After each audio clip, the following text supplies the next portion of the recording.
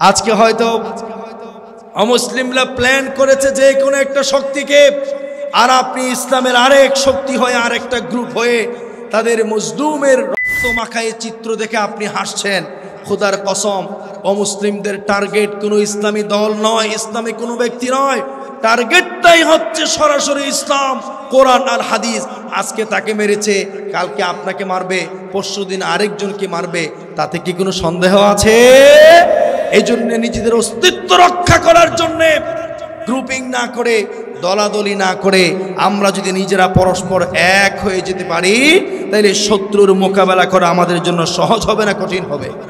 আমাদের সমাজে যত ধরনের মতানৈক্য, গ্রুপিং আছে, দলাদলি আছে, কোনো ফরজ এবাদত নিয়ে কি আমাদের কোনো আলেম ওলামা ইসলামী দলের ভিতরে মতানৈক্য আছে?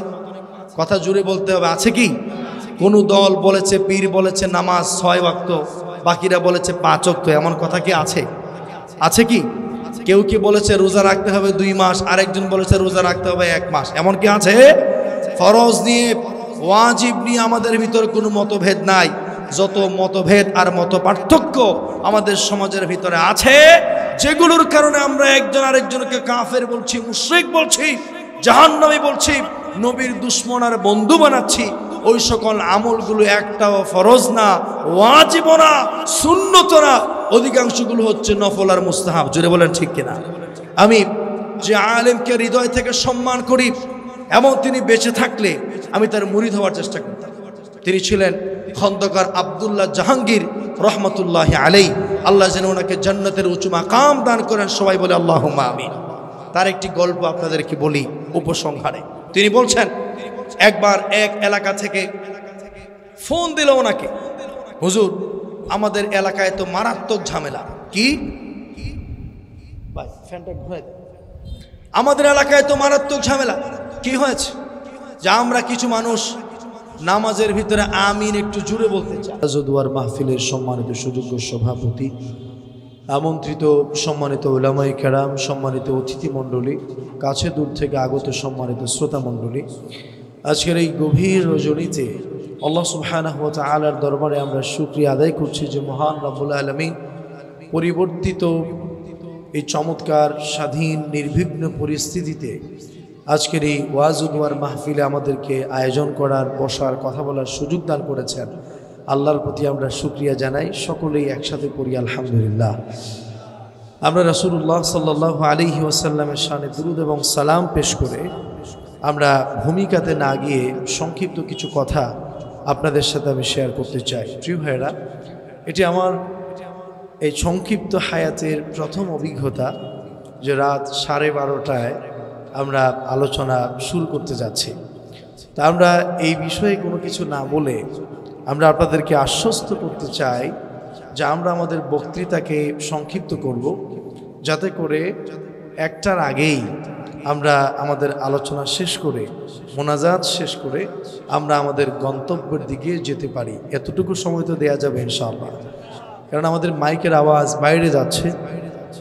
আমাদের বাড়িঘরগুলোতে অনেক ছোট্ট ছোট্ট শিশুরা আছেন, আমাদের অসুস্থ মায়েরা, বোনেরা, বৃদ্ধরা আছেন, অনেক শিক্ষার্থীরা আছেন। আমাদের মাইকের আওয়াজ যেন তাদের আগামী দিনের কর্মসময়গুলোকে নষ্ট করে না দেয়, আমরা সেজন্য চেষ্টা করব আপনাদের সাথে সংক্ষিপ্ত কিছু কথা যা বলার সেটা যেন বলতে পারি। আল্লাহ তাআলা যেন আমাদের সকলকে তৌফিক দান করে দেন বলে না আমিন। সম্মানিত ভাইয়েরা, মাহফিল কমিটি আমাকে একটি নির্ধারিত বিষয় দিয়েছেন। তারা যে বিষয়টি দিয়েছেন সেই বিষয়টির আলোকে আমি আমার আলোচনার শিরোনাম নির্ধারণ করেছি, the importance of unity in our life. আমাদের জীবনে, আমাদের মানব জীবনে, ধর্মীয় জীবনে, সামাজিক জীবনে, রাষ্ট্রীয় জীবনে, আমাদের রাজনৈতিক জীবনে, আন্তর্জাতিক জীবনে আমাদের ঐক্যবদ্ধ থাকার গুরুত্বটা কি? ঐক্য কেন দরকার? একত্রিত কেন থাকা দরকার? সংঘবদ্ধ জীবন, সামষ্টিক জীবন, ঐক্যবদ্ধ জীবন, সাংগঠনিক জীবনের গুরুত্বটা কি? এবং আমরা যদি ঐক্যবদ্ধতা নষ্ট করি, আমরা যদি দলাদলি, আলাদা গ্রুপিং করি, তাইলে আমাদের জীবনে কি ক্ষতি হতে পারে, এই বিষয়ে আলোচনা করার জন্য আমাকে বলা হয়েছে। আমি সংক্ষিপ্ত সময়ে আপনাদের সামনে এই কথাগুলো তুলে ধরার চেষ্টা করব ইনশাআল্লাহ। আল্লাহ রাব্বুল আলামিন কোরআন আল কারীমে আমাদেরকে ঐক্যবদ্ধ জীবন যাপন করার নির্দেশ প্রদান করে তিনি বলেছেন ওয়াতাসিমু বিহাবলিল্লাহি জামিআন ওয়া লা তাফাররাকু واذكروا نعمة الله عليكم إذ كنتم أعداء فألف بين قلوبكم فأصبحتم بنعمته إخوانا الله رب العالمين বলেন আমার গোলামেরা শুনো আমি তোমাদেরকে আদেশ করছি তোমরা সম্মিলিতভাবে সকলে মিলে একসাথে আমার রজ্জুকে আমার রশিকে তোমরা আঁকড়ে ধরো পরস্পর বিচ্ছিন্ন হয়ে না দলাদলি করো না জনে জনে আলাদা হয়ে যেও না বরং সামগ্রিকভাবে একসাথে সকলে মিলে কার রশিকে আঁকড়ে ধরতে বলেছেন জুড়ে বলেন আল্লাহর রশি হলো কোরআন আল্লাহর রশি হলো ইসলাম আল্লাহর রশি হলো বিশ্বনবী মুহাম্মদুর রাসূলুল্লাহ সাল্লাল্লাহু আলাইহি ওয়াসাল্লামের আদর্শ তার মানে ইসলাম আমাদেরকে ঐক্যবদ্ধ হওয়ার কথা বলে কোরআন আমাদেরকে একসাথে থাকার নির্দেশনা দেয় বিশ্বনবীর জীবন আমাদেরকে ঐক্যবদ্ধ হওয়ার শিক্ষা দেয় আল্লাহ পাক আমাদেরকে আদেশ করেছেন তোমরা সকলে মিলে একত্রিতভাবে একসাথে আল্লাহর রশিকে মানে কোরআনকে হাদিসকে ইসলামকে আঁকড়ে ধরো পরস্পর তোমরা আলাদা হয়ে যেও না জোরে বলুন সুবহানাল্লাহ আল্লাহ রাব্বুল আলামিন স্মরণ করিয়ে দিচ্ছেন ১৫০০ বছর আগের কথা আল্লাহ পাক বলেন ওয়াযকুরু নি'মাতাল্লাহি আলাইকুম ইয কুনতুম আ'দাআন فألف بين قلوبكم فأصبحتم بنعمته إخوانا স্মরণ করো সেই সময়ের কথা যখন মক্কা মদিনাতে তোমরা পরস্পরের শত্রু ছিলে আমি কোরআনের মাধ্যমে ইসলামের মাধ্যমে আল্লাহর নবী এবং ঈমানের মাধ্যমে তোমাদের শত্রুতাকে দূরীভূত করে তোমাদের অন্তরগুলোকে পরস্পরের সাথে মিলিত করে দিয়ে আমি তোমাদের ভিতরে এক ধরনের ভ্রাতৃত্বের সম্পর্ক মোহাব্বতের সম্পর্ক আন্তরিকতার সম্পর্ক আমি আল্লাহ তৈরি করে দিয়েছি সুবহানাল্লাহ আল্লাহ রাব্বুল আলামিন এর পরে বলেন ওয়া কুনতুম আলা শাফা হুফরাতিন মিনান নারি ফাআনকাযাকুম মিনহা তোমরা ছিলে জাহান্নামের একেবারে খাদের কিনারায় আমি কোরআনের মাধ্যমে ইসলামের মাধ্যমে রাসূলুল্লাহর মাধ্যমে আমার বিধানের মাধ্যমে তোমাদেরকে জাহান্নামের পথ থেকে মানে অনৈক্যের পথ থেকে রক্ষা করে ঐক্যের মাধ্যমে একত্রিত করে তাওহীদের মাধ্যমে তোমাদেরকে জান্নাতের পথে পরিচালিত করেছে সুবহানাল্লাহ প্রিয় ভাইরা আমার এখানে রাব্বুল আলামিন আমাদেরকে ঐক্যবদ্ধ জীবন যাপন করার নির্দেশ দিয়েছেন আল্লাহর হাবিব সাল্লাল্লাহু আলাইহি ওয়াসাল্লাম বলেছেন উম্মতেরা শোনো তোমাদের পূর্বে আল্লাহ রাব্বুল আলামিন বহু জাতিকে আসমান থেকে গজব দিয়ে সমূলে ধ্বংস করে দিয়েছেন কেন তাদেরকে ধ্বংস করা হয়েছে আল্লাহর হাবিব বলেন ফাইন্নামা হালাকা মান কানা ক্বাবলাকুম বিসুআলিহিম ওয়াখতিলাফিহিম আলা আমবিয়াইহিম পূর্বেকার যত জাতিকে আল্লাহ পাক ধ্বংস করেছেন মৌলিক দুইটা কারণ এক নাম্বার নবীদেরকে আর দেশের ভালো মানুষদেরকে পরিকল্পিতভাবে প্রশ্ন করতে হেয় করার জন্যে তাদেরকে আটকানোর জন্যে জাতির সামনে যেন ভালো মানুষদেরকে বেয়াজ্জতি করা যায় খুঁজে খুঁজে ইতিহাস থেকে প্রশ্ন বের করে মানুষের সামনে যেন তাদেরকে লাঞ্ছিত করা যায় অপমানিত করা যায় মানুষের কাছে যেন তাদের গ্রহণযোগ্যতাকে কমানো যায় এই জন্যে পূর্বের জাতির লোকেরা উল্টাপাল্টা প্রশ্ন করত বেশি বেশি প্রশ্ন করত আর দুই নম্বর নবীরা যখন গোটা জাতিকে একত্রিত করার জন্যে কোরআন হাদিসের মাধ্যমে আহ্বান করত সমাজের কতিপয় লোকেরা তাদেরকে এক হতে দিত না বরং চেষ্টা করত ঐক্যের পরিবর্তে যেন তাদেরকে আলাদা আলাদা গ্রুপে ভাগ করে রাখা যায় জুড়ে বলেন ঠিক না আল্লাহর হাবিব বলেন এইভাবে অতিরিক্ত প্রশ্ন করা আর ইখতিলাফ করা মতানৈক্য করা এজন্য রাব্বুল আলামিন পূর্বের জাতিগুলোকে ধ্বংস করে দিয়েছেন এজন্য রাব্বুল আলামিন সূরাতু আলে ইমরানের মধ্যে বলেন ওয়ালা তাকুনু কাল্লাযীনা তাফাররাকু ওয়াখতালাফু মিন বা'দি মা জাআহুমুল বায়িনাত ওয়া উলাইকা লাহুম আযাবুন আলীম। আল্লাহ রাব্বুল আলামিন বলেন, আমার গোলামেরা শোনো, পূর্বেকার জাতির লোকেরা যেভাবে তারা বিভিন্ন দলে উপদলে বিভক্ত হয়ে গিয়েছে, ঐক্য থেকে নিজেদেরকে আলাদা করে নিয়েছে আর তারা মতানৈক্য করেছে, তোমরা এমনটা করো না। যদি তোমরা ঐক্যবদ্ধ না থাকো, এক পতাকা তলে না আসো, তাইলে আমার আযাব বড় ভয়ঙ্কর, তাদের মতো তোমাদেরকেও আমি ধ্বংস করে দিব। নাউযুবিল্লাহ।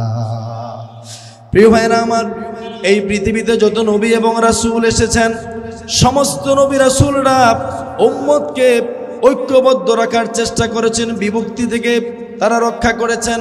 আল্লাহ রাব্বুল আলামিন কোরআনুল কারীমে বলছেন, আন আকিমুদ্দীন ওয়া লা তাতাফাররাকু ফি। সমস্ত নবীরা মানুষকে আদেশ করেছেন, তোমরা আল্লাহর জমিনে আল্লাহর দ্বীনকে কায়েম করো, আল্লাহর জমিনকে আল্লাহর দ্বীন দিয়ে চালাও, আল্লাহর জমিনকে আল্লাহর বিধান দিয়ে চালাও, আল্লাহর জমিনকে নবীদের আদর্শ দিয়ে চালাও। ওয়ালা তাতাফাররাকু, আর নিজেরা দলে দলে বিভক্ত হয়ে যেও না। মুসলিম পরিচয়ে, কালিমার পরিচয়ে, ইসলামের পরিচয়ে এক হয়ে ভাই ভাই হয়ে জীবন যাপন করো, এই নির্দেশ আমাদেরকে দিয়েছেন কে? প্রিয় ভাইরা আমার, ইসলামের যত বিধান আছে, মৌলিক সমস্ত বিধানগুলোর দিকে যদি আমরা তাকাই, দেখব যে ইসলামের কোনো বিধান আলাদা আলাদা গ্রুপে গ্রুপে পালন করার কোনো সুযোগ। আপনি যখন নামাজ পড়বেন একা একা নাকি জামাতে? একা একা নামাজ পড়লে অধিকাংশ ক্ষেত্রে নামাজ হবে না।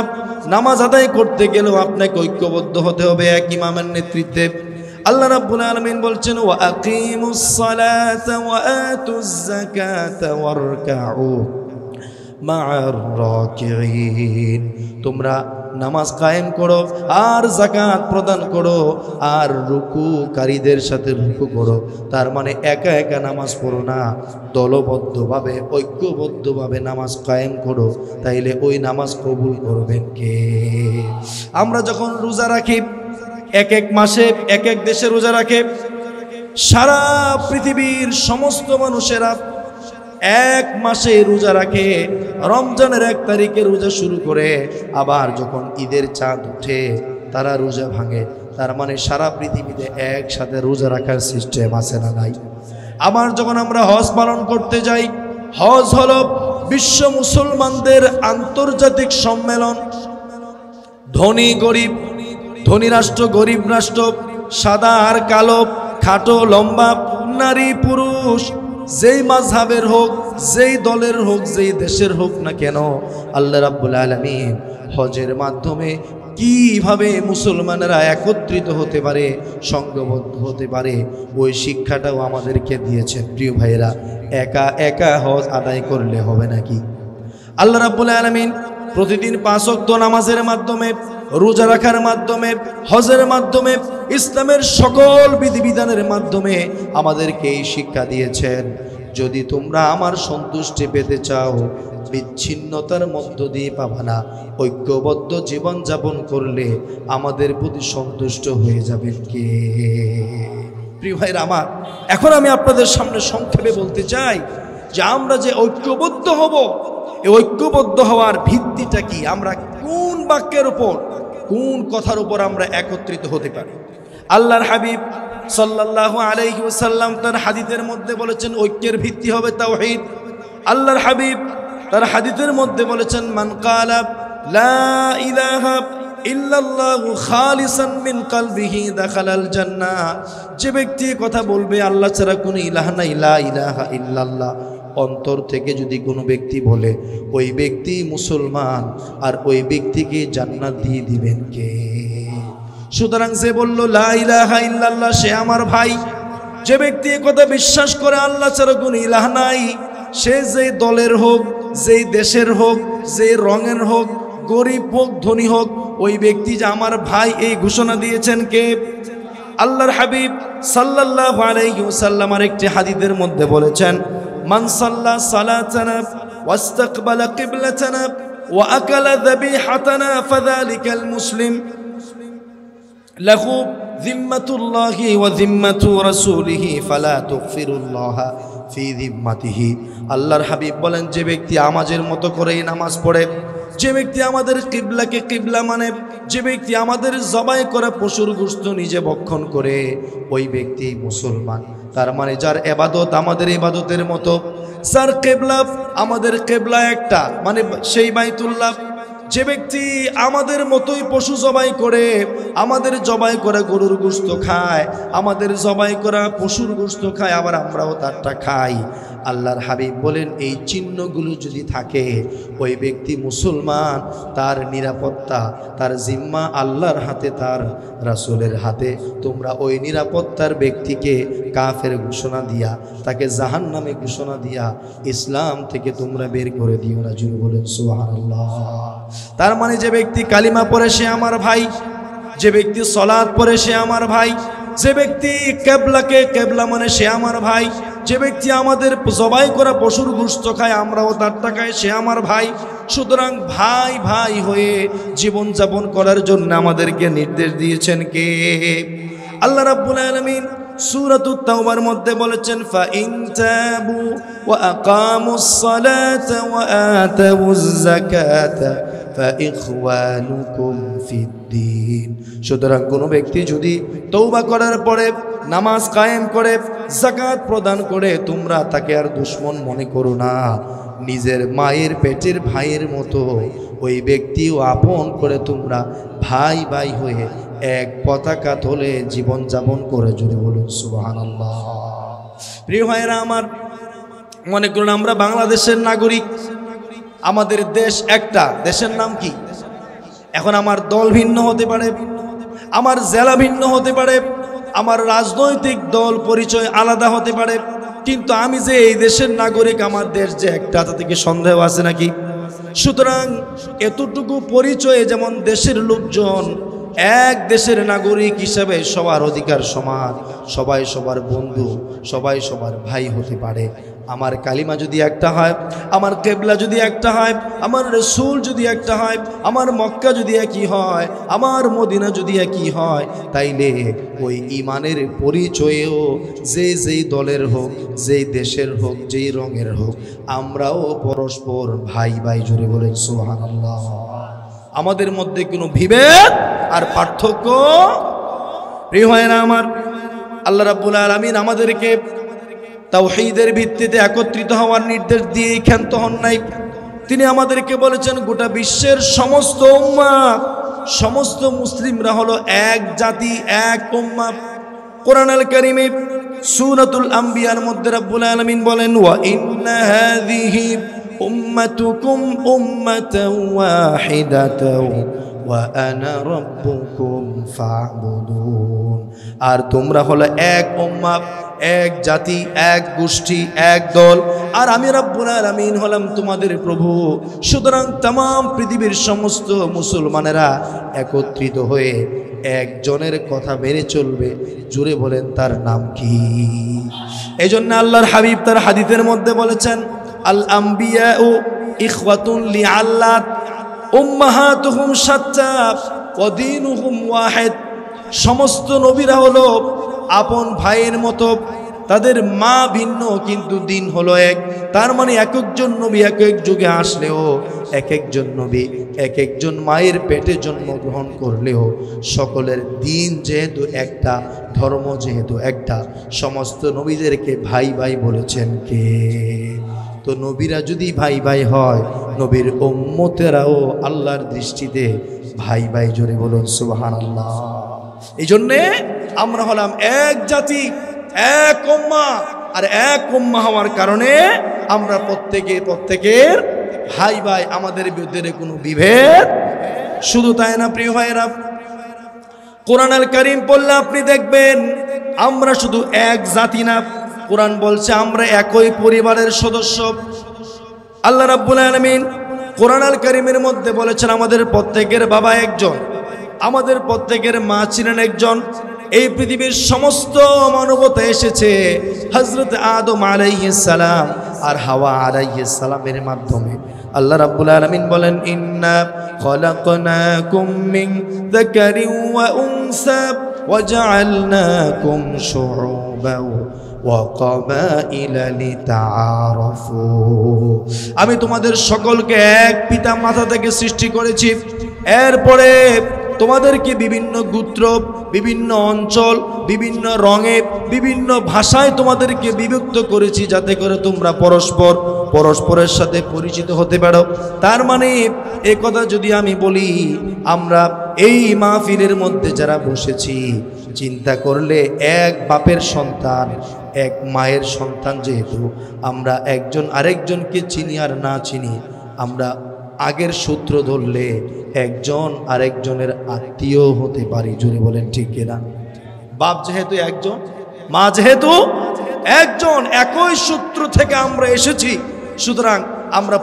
পরস্পরের কি আত্মীয় পরস্পরের ভাই যদিও আমি তাকে চিনি অথবা না চিনি তার মানে হলো আমরা যেহেতু একজন আরেকজনের আত্মীয় একজন আরেকজনের ভাই আমাদের ভিতরে কি কোনো শত্রুতা থাকার সুযোগ আছে ভাই ভাইকে যেভাবে দেখে ভাই ভাইকে যেভাবে মোহাব্বত করে ভাই ভাইয়ের বিপদে যেভাবে দাঁড়ায় আনন্দে যেভাবে অংশীদার হয় সমস্ত মুসলমানদেরকে আল্লাহ রাব্বুল আলামিন এক পিতামাতার সন্তান ঘোষণা করে আমাদের সকলের ভিতরে একটা আত্মীয়তার সম্পর্ক তৈরি করে দিয়েছেন জোরে বলুন সুবহানাল্লাহ যার কারণে দেখা যায় সেই যখন কোনো মুসলমান আক্রান্ত হয় যেই মুসলমানদেরকে আমরা বাস্তবে দেখি নাই সেই ফিলিস্তিনে রক্তক্ষরণ হলে আমাদের হৃদয়েও ফিলিস্তিনের মুসলমানদের জন্য রক্তক্ষরণ আসে না নাই তাদের চোখে পানি আসলে আমাদের চোখেও পানি আসে না নাই মায়ানমারের আরাকানের মুসলমানেরা যখন আক্রান্ত হয়েছে ফিলিস্তিনের মুসলমানেরা যখন আক্রান্ত হয় পৃথিবীর যেই প্রান্তে যখন কোনো মুসলমানের গা থেকে রক্ত ঝরে আমাদের কলিজাতেও রক্তক্ষরণ আসে না নাই কেননা যদিও সে ভিন্ন দেশের নাগরিক যদিও আমি তাকে চিনি না কিন্তু আল্লাহ সুবহানাহু ওয়া তাআলা ঈমানের কারণে কোরআনের কারণে ইসলামের কারণে আমাদের সকলের ভিতরে এক ধরনের আত্মীয়তার সম্পর্ক রূহানি সম্পর্ক তৈরি করে দিয়েছেন কে এজন্য আল্লাহর হাবিব বলেছেন শোনো শোনো মাসালুল মুমিনিনা ফি তাওয়াদ্দিহিম ওয়া তারাহুমিহিম ওয়া তাআতুফিহিম ঈমানদারদের উদাহরণ তাদের ভিতরে ভালোবাসা রহমত মুহাব্বতের সম্পর্কটা কেমন হবে কা মাসালিল জাসাদ সারা পৃথিবীর সমস্ত ঈমানদাররা যেন একটা দেহের মতো ইদাশতাকা মিন্নু আদউন তাদাআ লাহু সাইরাল জাসাদি বিসারি ওয়াল হুম্মা শরীরের কোনো একটা অংশ যদি আক্রান্ত হয় পুরা শরীরটা যেমন ব্যথা অনুভব করে পুরা শরীরটা যেমন নির্ঘুম রাত কাটায় শরীরের এক অঙ্গে ব্যথা হলে পুরো শরীরে যেমন জ্বর উঠে যায় तमाम পৃথিবীর সমস্ত মুসলমানেরা এইরকম আরেকজনের বিপদেও আরেক মুসলমানের কলিজার ভিতরে কষ্ট উপলব্ধি হওয়ার দরকার আছে না নাই তার মানে হলো আরেকজনের মুসলমানের বিপদ দেখলে যে ব্যক্তি হাসে আরেকজনের বিপদে যে ব্যক্তি মনে প্রশান্তি পায় ওই ব্যক্তি কশিন কালেও মুসলমান হতে পারে না ঠিক কিনা বলেন কেননা আল্লাহর হাবিব বলেছেন সমস্ত মুসলমানেরা একটা দেহের মতো আল্লাহর হাবিব আরো চমৎকার করে আরেকটা হাদিসের মধ্যে কি বলেছেন আল্লাহর হাবিব বলেন আল মুসলিমুনা কারাজুলিন ওয়াহিদিন সমস্ত মুসলমানেরা যেন একটা দেহের মতো ইনিস্তাকা আইনুহু ইস্তাকা কুল্লুহু চোখের মধ্যে যেমন আঘাত লাগলে পুরো দেহটাই চোখের সাথে ব্যথা অনুভব করে ও ইনিস্তাকা রাসুহু ইস্তাকা কুল্লুহু মাথার মধ্যে ব্যথা লাগলে যেমন পুরো দেহটাই মাথার সুস্থতার জন্য স্থির হয়ে পড়ে तमाम পৃথিবীর সমস্ত মুসলমানেরা হোক তার রাজনৈতিক পরিচয় ভিন্ন তার দেশের পরিচয় ভিন্ন তার আকৃতি তার রং তার ভাষা ভিন্ন হতে পারে কিন্তু तमाम পৃথিবীর সমস্ত মুসলমানদেরকে একই দেহের সাথে তুলনা করে আমাদের ভিতরে ভ্রাতৃত্বের সম্পর্ক তৈরি করে দিয়েছেন কে সুতরাং আরেকজনের আনন্দ আমাদের জন্য আনন্দ কোনো মুসলিম দেশের বিজয় আর উন্নতি এটি আমাদের জন্য বিজয় আর উন্নতি কোনো মুসলিম দেশের বিপদ মানে আমাদেরও বিপদ জোরে বলেন ঠিক কিনা আল্লাহর হাবিব আরো চমৎকার করে তার হাদিসের মধ্যে বলেছেন আল মুসলিমু লিল মুসলিমি কাল বুনিয়ান একজন মুসলমান আরেকজন মুসলমানের জন্য একটি দেয়ালের মতো কিসের মতো বলুন তো দেখি একটি দেয়াল যেমন একটি ইট দিয়ে তৈরি হতে পারে না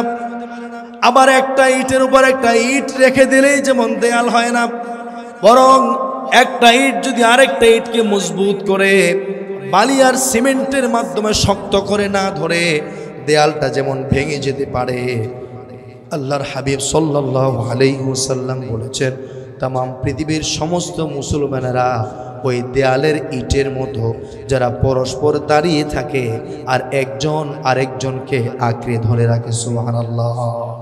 এই উদাহরণ দিতে গিয়ে আল্লাহর হাবিব তার দুইটা হাতকে একত্রিত করে 5 আঙ্গুলকে 5 আঙ্গুলের ভিতরে ঢুকিয়ে এইভাবে শক্ত করে তিনি বলেছেন 10 আঙ্গুল একসাথে হয়ে যেমন শক্তি তৈরি হয়, তামাম পৃথিবীর সমস্ত মুসলমানেরা যদি একত্রিত থাকে তাইলে তাদের ভিতরে ঐক্যের মাধ্যমে শক্তি দিয়া তাদেরকে বিজয় দান করবেন কে?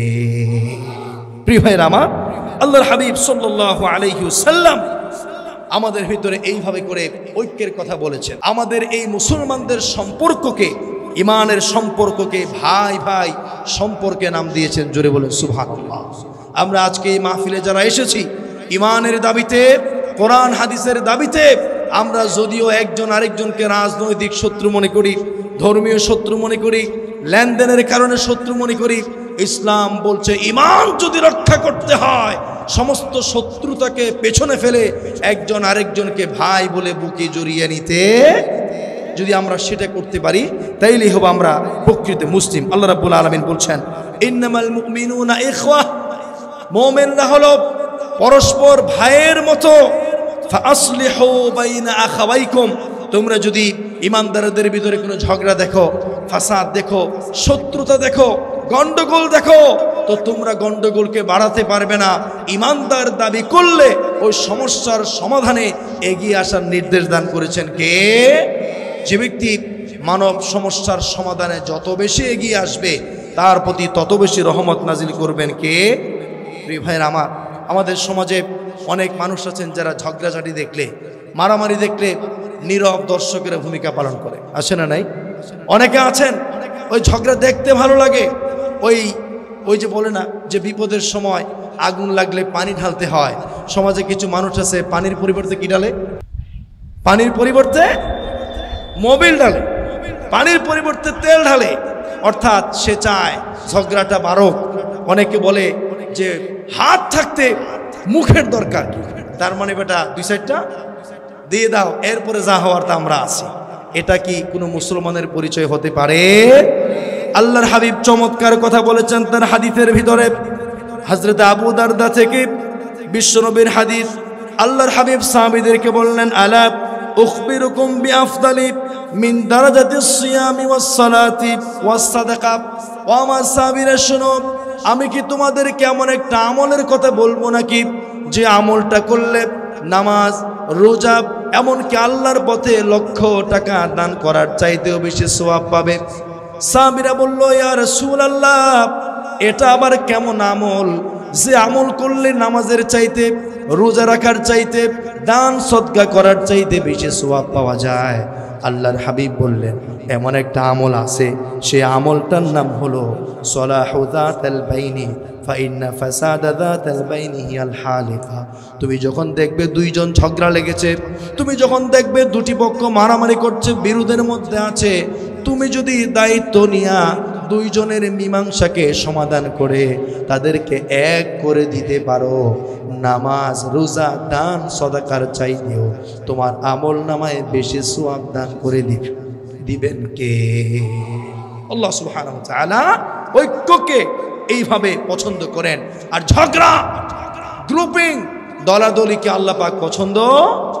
আল্লাহ রাব্বুল আলামিন সূরাতুল আনফালের মধ্যে বলেন ফাত্তাকুল্লাহা ওয়া আসলিহু যাতা বাইনিকুম ওয়া আতিউল্লাহা ওয়া রাসূলাহু ইন কুনতুম মুমিনিন। সাবধান, তোমরা আল্লাহকে ভয় করো, ঝগড়াঝাটি, অনৈক্য সৃষ্টি করো না, বরং যেখানে অনৈক্য দেখবে ওয়াসলিহু যাতা বাইনিকুম, সেটাকে ঐক্যে পরিণত করে দাও, মিলিয়ে দাও, সমস্যার সমাধান করে দাও। আর আল্লাহর আনুগত্য করো, রাসূলের আনুগত্য করো। যদি তোমরা ইমানদার হও, তার মানে আল্লাহর কথা মেনে, রাসূলের কথা মেনে সমস্যার সমাধান করে দেওয়ার কথা বলেছেন কে? প্রিয় ভাইরা আমার, প্রয়োজনে অমুসলিমদের সাথেও ঐক্য করতে হবে যদি রাষ্ট্র এবং সমাজের প্রয়োজন হয়। জোরে বলেন ঠিক কিনা?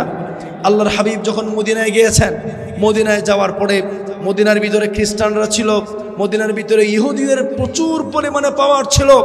মদিনার ইসলামী সমাজ প্রতিষ্ঠা করেছেন আল্লাহর হাবিব। মদিনার রাষ্ট্র পরিচালনায় সংবিধান প্রণয়ন করেছেন। সেই ঐক্য প্রক্রিয়াতে তিনি খ্রিস্টানদের সাথে সমঝোতা করেছেন, ইহুদিদের সাথে সমঝোতা করেছেন, মুশরিকদের সাথে সমঝোতা করেছেন। হিন্দু, মুসলিম, খ্রিস্টান, বৌদ্ধ, আস্তিক, নাস্তিক সকলকে একসাথে নিয়ে ঐক্য তৈরি করে মদিনার সোনালী সমাজ করেছেন মুহাম্মদুর রাসূলুল্লাহ সাল্লাল্লাহু আলাইহি ওয়াসাল্লাম। প্রিয় ভাইরা আমার, আমরা যদি এই ঐক্যকে বিনষ্ট করি, আমরা যদি ঐক্যকে ধরে না রাখি, তাহলে আমাদের লাভ হবে নাকি লস হবে? জোরে বলে, লাভ হবে না লস হবে? আল্লাহ রাব্বুল আলামিন কোরআনুল কারীমে বলেছেন, শোনো শোনো, যদি তোমরা বিচ্ছিন্ন হয়ে যাও, একত্রিত না থাকো, তোমরা যদি আলাদা আলাদা দলে বিভক্ত হয়ে যাও, তাইলে কি হবে শোনো। আল্লাহ রাব্বুল আলামিন বলেন, ওয়া আতিউল্লাহ ওয়া রাসূলাহু ওয়া লা তানাযাউ ফাতাফশালু ওয়া তাযহাবা রিহুকুম ওয়াসবিরু ইন্নাল্লাহা মা'আস সাবিরিন।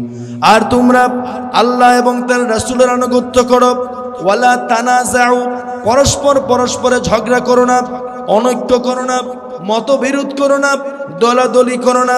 যদি তোমরা একত্রিত না থাকো, ঐক্যবদ্ধ না থাকো, তাইলে কি হবে? ফাতাফশালু, তোমাদেরকে আল্লাহ পাক সাহস হারা করে দিবেন। তোমাদের অন্তরের ভিতরে সাহস থাকবে না, তখন তোমরা অমুসলিমদেরকে ভয় করবে, দ্বীনের জন্য কথা বলতে পারবে না। ঐক্য না থাকলে তোমাদের উপর অন্য পরাশক্তিরা এসে আধিপত্য বিস্তার করবে, তোমাদের মাথার মধ্যে কাঁঠাল ভেঙে তারা কাঁঠাল খাবে। জোরে বলেন ঠিক কিনা? আল্লাহ রাব্বুল আলামিন বলেন, ফাতাফশালু, ঐক্য নষ্ট হলে তোমরা শক্তি হারাবে। ওয়া তাযহাবা রিহুকুম, আল্লাহ রাব্বুল আলামিন তোমাদের উপর থেকে দয়া, তার অনুগ্রহকে উঠিয়ে নেবেন, ফলে তোমরা দিন দিন দুর্বল হয়ে যাবে, আর অমুসলিমরা তোমাদেরকে শাসন করবে। নাউজুবিল্লাহ। প্রিয় ভাইরা আমার, ওই যে ছোটবেলায় সে আমরা প্রাইমারি স্কুলের ভিতরে সেই একজন মুরব্বীর গল্প পড়েছিলাম। এক বাবা তার সন্তানকে ডেকে, তার 10 জন সন্তানকে ডাকলেন।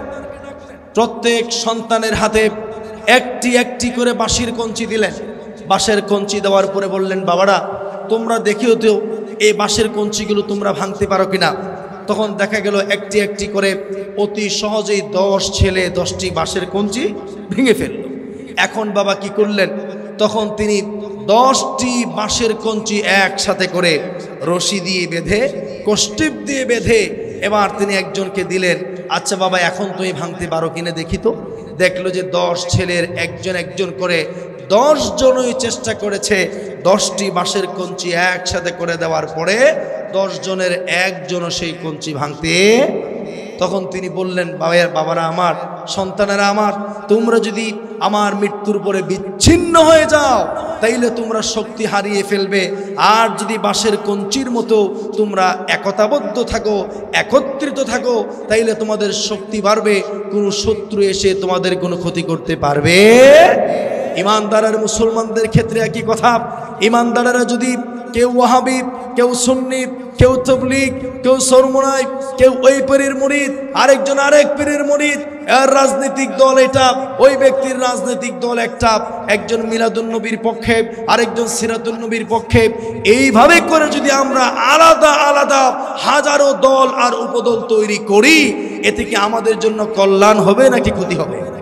আর আমরা যদি এক আল্লাহর বান্দা, এক রাসূলের উম্মত, এক কাবার দিকে ফিরে সালাত পড়ি, এই সূত্রে যদি আমরা সকলে সংঘবদ্ধ জীবন যাপন করি, গোটা পৃথিবী একত্রিত হলেও আমাদের কোনো ক্ষতি করতে পারবে। প্রিয় ভাইরা আমার, ওই যে ছোট্ট একটি গল্প আছে, এমন এক আখ ক্ষেত ছিল, এক এলাকাতে কি ছিল? আখ ক্ষেত ছিল। একজন আলেম, একজন হিন্দুদের ঠাকুর, আরেকজন খ্রিস্টানদের পাদ্রী, 3 ব্যক্তি মিলে গেলেন এক মুসলমানের খেতে আখ খাওয়ার জন্য। আখ ক্ষেতের মালিক মুসলিম, তিনি এসে দেখলেন যে আমার অনুমতি ছাড়া আমার ক্ষেত থেকে হুজুর, ঠাকুর আর পাদ্রী মিলে আখ খাচ্ছে, তা তো হতে পারে না, বরং এই অন্যায় কাজের উপযুক্ত শাস্তি দেওয়া দরকার। কিন্তু আমি তো একজন, আর তারা কয়জন? 3 জন। এখন আমি যদি তাদেরকে যে চোর বলি আর আপনারা অবৈধভাবে আমার ক্ষেত থেকে আখ খাচ্ছেন এই কথা বলে অপবাদ দেই, তাহলে মায়ের তারা খাবে না আমি খাবো? আমি খেতে পারি। তখন তিনি একটি বুদ্ধি করলেন যে না, তারা 3 জন একত্রিত থাকলে 3 জনকে মারা যাবে না। প্রথমে তিনি গেলেন, যাওয়ার পরে বললেন যে এই হুজুর মানুষ, তিনি মুসলমান, আমার ধর্মের লোক, এ খাইলে পরকালে পাবে। ওই বেচারা হিন্দু, সে আমার সমাজে দেশে প্রচুর পরিমাণে হিন্দু ভাইরা আছেন, সে আমার প্রতিবেশী, সে খেলো। তুই বেটা খ্রিস্টান কোত্থেকে আসলি, আমার ক্ষেতের আখ না বলে তুই খাচ্ছিস, এ কথা বলে আচ্ছা মতো তাকে মার দিল। ওই হিন্দু ঠাকুর আর আলেম দূর থেকে হেসে হেসে মজা নিচ্ছেন, বেটারা তুই মার খালি, আমরা বেঁচে গেল। খ্রিস্টান চলে গেল। এবার মালিক ধরলেন ওই হিন্দু ঠাকুরকে, বেচারা তুই হিন্দু ভদ্রলোক, আমার ধর্মের না, আল্লাহ রাসূল মানো না, তুই কোন দুঃখে আমার ক্ষেতের আখ খেতে আসলি? দিল তাকে আচ্ছা মতো মার। হুজুরের মন মহা খুশি যে আমি তো বেঁচে গেলাম, তারা মার খাইলো। এবার ধরলো হুজুরের, হুজুর ওই বেচারা হিন্দু, সে বুঝে না ইসলাম তার কাছে নাই, কোরআন হাদিস নাই। ওই বেচারা খ্রিস্টান, তার কাছে আল্লাহ রাসূলের ভয় নাই। আপনি কোরআন হাদিস পড়ে আমার ক্ষেত থেকে আখ চুরি করেছেন, তো আপনি ধর্মের অবমাননা করেছেন, সুতরাং মায়ের আপনাকে একটু বেশি খাইতে হবে। তখন 3 জন মায়ের খাইয়া ক্ষেতের বাইরে যেয়ে চিন্তা করে, একজনের মায়ের খাওয়া দেখে যদি আরেকজন খুশি না হয়ে 3 জন একত্রিত হয়ে যেতাম, তাহলে মায়ের কিন্তু কারোই খাওয়া। আজকে হয়তো অমুসলিমরা প্ল্যান করেছে যে কোনো একটা শক্তিকে, আর আপনি ইসলামের আরেক শক্তি হয়ে, আরেকটা গ্রুপ হয়ে তাদের মজলুমের রক্ত মাখায় চিত্র দেখে আপনি হাসছেন। খোদার কসম, অমুসলিমদের টার্গেট কোনো ইসলামী দল নয়, ইসলামী কোনো ব্যক্তি নয়, টার্গেটটাই হচ্ছে সরাসরি ইসলাম, কোরআন আর হাদিস। আজকে তাকে মেরেছে, কালকে আপনাকে মারবে, পরশুদিন আরেকজনকে মারবে, তাতে কি কোনো সন্দেহ আছে? এই জন্য নিজেদের অস্তিত্ব রক্ষা করার জন্যে গ্রুপিং না করে, দলাদলি না করে, আমরা যদি নিজেরা পরস্পর এক হয়ে যেতে পারি, তাহলে শত্রুর মোকাবেলা করা আমাদের জন্য সহজ হবে না কঠিন হবে? প্রিয় ভাইয়ের আমার, শেষ কথা যেটি বলতে চাই, আমাদের সমাজে যত ধরনের মতানৈক্য, গ্রুপিং আছে, দলাদলি আছে, কোনো ফরজ এবাদত নিয়ে কি আমাদের কোনো আলেম ওলামা ইসলামী দলের ভিতরে মতানৈক্য আছে? কথা জুড়ে বলতে হবে, আছে কি? কোনো দল বলেছে, পীর বলেছে নামাজ 6 ওয়াক্ত, বাকিরা বলেছে 5 ওয়াক্ত, এমন কথা কি আছে? আছে কি? কেউ কি বলেছে রোজা রাখতে হবে 2 মাস, আরেকজন বলেছে রোজা রাখতে হবে 1 মাস, এমন কি আছে? ফরজ নিয়ে, ওয়াজিব নিয়ে আমাদের ভিতরে কোনো মতভেদ নাই।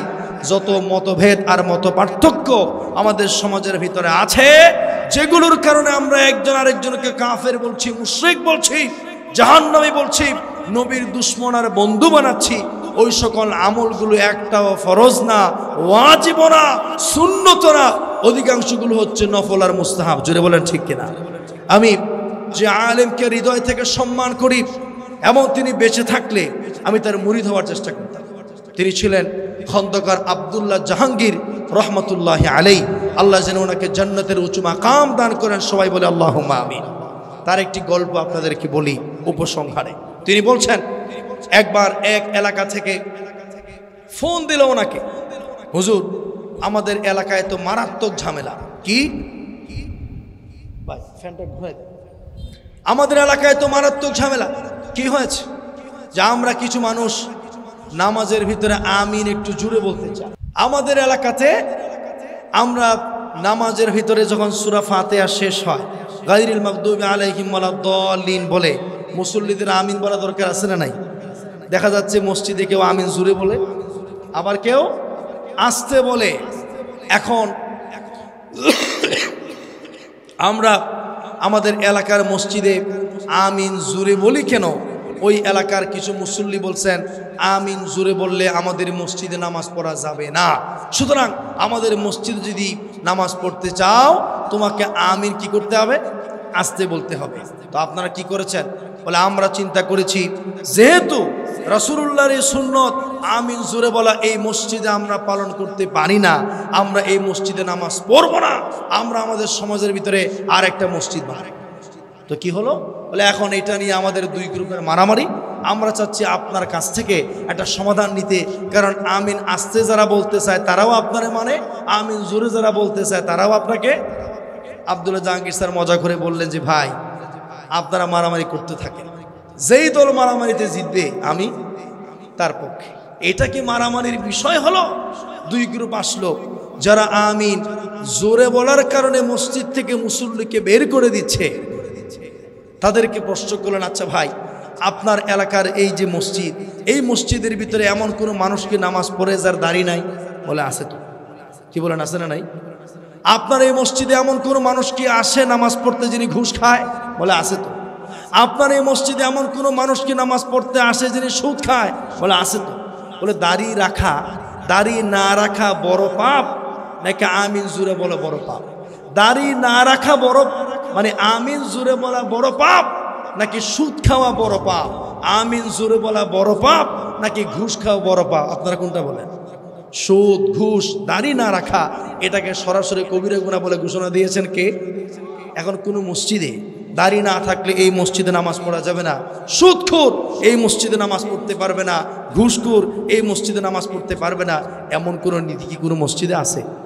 কথা বলেন, আছে কি? তো সুতরাং ঘুষ খেলে বের করে দিবেন না, সুদ খেলে বের করে দিবেন না, দাড়ি না রাখলে মুসল্লি বাইর করবে না। বাইর করবে কি বললে? আমিন জোরে বললে। তো সুতরাং আপনারা আমিন জোরে বলার কারণে মুসল্লিদেরকে বের করে দেওয়ার যে সিদ্ধান্ত নিয়েছেন, এই সিদ্ধান্তটা সঠিক সিদ্ধান্ত হয়নি। আর যারা আমিন জোরে বলতে না পারার কারণে আরেক মসজিদ নির্মাণের সিদ্ধান্ত নিয়েছেন, তাদেরকে তিনি প্রশ্ন করলেন, প্রিয় ভাইরা, আমিন জোরে বলতে না পারা, আমিন জোরে বলতে পারা এটা কি বড় সওয়াবের কাজ? আমিন আস্তে বলতে পারা এটা কি বড় গুনাহ? নাকি সমাজের ভিতরে অনৈক্য সৃষ্টি করে, ফাটল সৃষ্টি করে, সমাজকে বিভক্ত করে অনৈক্য সৃষ্টি করা এটা ভয়ঙ্কর গুনাহ? তারা বললেন যে নিঃসন্দেহে ফাটল সৃষ্টি করা, অনৈক্য সৃষ্টি করা, দলাদলি সৃষ্টি করা, সমাজকে বিভক্ত করা এইটা বড় গুনাহ। তো তিনি বললেন তাইলে ছোট্ট একটা সুন্নত বা মুস্তাহাব পালন করতে গিয়ে আপনি আল্লাহ পাকের একটা ফরজ বিধান লঙ্ঘন করছেন। জোরে বলেন ঠিক কিনা? তো প্রিয় ভাইরা, আজকে আমরা যারা একজন আরেকজনকে কাফের বলছি, একজন আরেকজনকে জাহান্নামী বলছি, একজন আরেকজনকে আল্লাহ এবং নবীর দুশ্মন বানাচ্ছি, খোদার কসম আমাদের ভিতরে ফরজ নিয়ে, ওয়াজিব নিয়ে, রাসূলের স্পষ্ট কোনো সুন্নত নিয়ে কোনো দলের ভিতরে বাড়াবাড়ি আছে, সব মুস্তাহাব আর সুন্নত নিয়ে অথবা সাধারণ বিষয়গুলো নিয়ে, যেগুলো মানলে সওয়াব, না মানলে কোনো গুনাহ। কেউ যদি নামাজের ভিতরে আমিন নাও বলে তার নামাজ হবে কিনা বলেন? কথা বলে না, নামাজ হবে কি? কেউ যদি নামাজের ভিতরে রফউল ইয়াদাইন করে আর আরেকজন রফউল ইয়াদাইন করে না, কেউ যদি নামাজের ভিতরে হাতও না বাঁধে, হাত ডাইরেক্ট সোজা করে রাখে, তার নামাজ কি হবে? নামাজ তো হয়ে যাবে। কাবাতে, মক্কাতে যারা গিয়েছেন, বহু মানুষ এমন আছে যারা আল্লাহু আকবার বলে হাত বাঁধে না, হাত ছেড়ে দেয়। এমন মাযহাবও পৃথিবীতে আছে না নাই? তো সুতরাং এই ছোটোখাটো বিষয়গুলো নিয়ে মুসলমানদের ভিতরে ঐক্য আনতে হবে, বরং অনৈক্য যেন সৃষ্টি না হয় সেই চেষ্টা করা আমাদের প্রত্যেকের দরকার আছে না নাই? শেষ হাদিস, প্রিয় ভাইরা আমার, আল্লাহর হাবিব সাল্লাল্লাহু আলাইহি ওয়াসাল্লাম যে ইসলাম নিয়ে এসেছেন, এক এক সমস্যার এক এক সমাধান আছে, এক এক আমলের এক এক ধরনের পথ আছে। আল্লাহর হাবিব একদিন দুজন ব্যক্তিকে বললেন যে তোমরা একটি দায়িত্ব পালন করার জন্য ওই এলাকায় যাবে, তবে সাবধান, ওই এলাকায় না পৌঁছে তোমরা আসর নামাজ আদায় করবে না। দুজন ব্যক্তি রওনা হলেন এবং তারা ওই এলাকায় পৌঁছানোর আগেই আসর নামাজের ওয়াক্ত শেষ হয়ে যাওয়ার সময় হয়ে গেল। দুজনের একজন বলল, ভাই নামাজ আদায় করে নেই। আরেকজন বলছেন, রাসূল বলেছেন ওই এলাকায় যেন না পৌঁছে আসর নামাজ না পড়ে, সুতরাং ওয়াক্ত থাকলো কি থাকলো না এটা আমি দেখতে চাই না, কাজা হলে হোক, আমি ওই এলাকায় গিয়েই প্রয়োজনে আসর নামাজ আদায় করব। আরেকজন বলছে, ভাই রাসূল ওই এলাকায় গিয়ে আসর নামাজ পড়তে বলেছেন, তার মানে এটা যে আমরা যেন এত তাড়াতাড়ি হাঁটি যাতে করে আসরের ওয়াক্তের ভিতরেই ওই এলাকায় পৌঁছাতে পারি, তার মানে এটা নয় যদি পৌঁছাতে না পারি নামাজ কাজা করতে হবে, এই কথা রাসূল বলেন নাই। দুইজনের দুই মত হলো, একজন ব্যক্তি রাস্তায় আসর পড়ে নিলেন, আরেকজন ব্যক্তি আসর পড়লেন না, বরং তিনি কাজা করলেন, মাগরিবের সময় গিয়ে আসর মাগরিব দুইটা একসাথে আদায় করলেন। দুজন দায়িত্ব শেষ করে আল্লাহর হাবিবের কাছে আসলেন। আসার পরে রাসূলকে দুজনের ঘটনা বললেন, ইয়া রাসূলুল্লাহ, আমি তো এই যুক্তিতে নামাজ পড়েছি। উনি বললেন, আমি তো এই যুক্তিতে নামাজ পড়ি নাই। আল্লাহর হাবিব সাল্লাল্লাহু আলাইহি ওয়াসাল্লাম বললেন, তোমরা দুজনেই সঠিক কাজ করেছো। সুবহানাল্লাহ বলবেন না? আচ্ছা বলুন তো দেখি দুইজনেরটা সঠিক হয়েছে কিভাবে? কারণ দুজনে চেষ্টা করেছে আল্লাহর নবীর কথাটা মানার জন্য। জোরে বলেন ঠিক কিনা? কথা কি বুঝেছেন? দুজনের নিয়ত ছিল কার কথা মানা? আল্লাহর নবীর কথা মানা। কথা মানতে যে দুইজন দুই রকম বুঝেছে, কিন্তু দুইজনের নিয়তের মধ্যে কি কোনো ঘাটতি ছিল? দুজনের নিয়ত সঠিক ছিল। সুতরাং আজকে আমরা যে বিভক্তিগুলো দেখি, এই হুজুর এরকম বলেন, ওই আলেম ওরকম বলেন, তাদের প্রত্যেকের নিয়ত হলো আল্লাহকে সন্তুষ্ট করা, রাসূলের পথে চলা। কিন্তু যার আকল যতটুকু, যার জ্ঞান যতটুকু, যার ইলম যতটুকু, তিনি তার সেই সমস্যার সমাধান তিনি তার ইলমের আলোকে দেন। সুতরাং এতে একজন আরেকজনকে কাফের ফতোয়া দেওয়ার কোনো সুযোগ নাই, বরং আমরা মুসলিম পরিচয়ে পরস্পরকে কলিজার ভিতরে আগলে নেব, পরস্পরকে ভাই বলে নিব। এর চাইতে বড় সওয়াবের কাজ আর হতে পারে? আল্লাহ সুবহানাহু ওয়া তাআলা যেন আমরা আজকে এখানে কে বিএনপি, কে জামাত, কে জাতীয় পার্টি, কে তবলিগ, কে সরমনাই, এগুলো দেখে কি মাহফিলে এসেছি? সকলে একসাথে বসে নাই। আল্লাহ তাআলা যেন আমাদের সকলের মনকে একত্রিত করে দেন মুসলিম পরিচয়, ইমানের দাবিতে, আল্লাহ ও তার রসুলের পরিচয়ে সকল ভেদাভেদ ভুলে যেন পরস্পরকে কলিজায় টেনে নিতে পারি, সেই ধরনের মন যেন আল্লাহ পাক আমাদের সকলকে দান করে দেন। সকলে বলি আল্লাহুম্মা আমিন। ওয়া আখির দাওয়ানা আনিল হামদুলিল্লাহি রাব্বিল আলামিন। আসসালামু আলাইকুম ওয়া রাহমাতুল্লাহি ওয়া বারাকাতুহু। আইইউবি মিডিয়া, অপসংস্কৃতি মুক্ত আধুনিক ভিডিও সেন্টার।